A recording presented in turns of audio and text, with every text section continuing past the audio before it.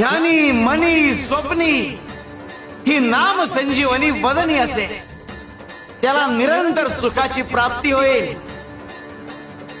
तसं मधाचं सेवन करण्यासाठी भ्रमर कमळ फुलात गुंतून पडतो आणि अत्यंत आनंदाने आणि आदराने मधाचा आस्वाद घेतो. आमच्या भक्ताचे मन आमच्या नामाचे ध्यान लागून उच्च पातळीवर स्थिर होते.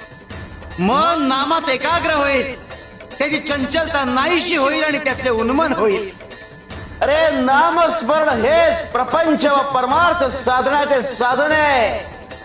शिवाय शंकर दबाम शंकर शिवशंकर शंभो.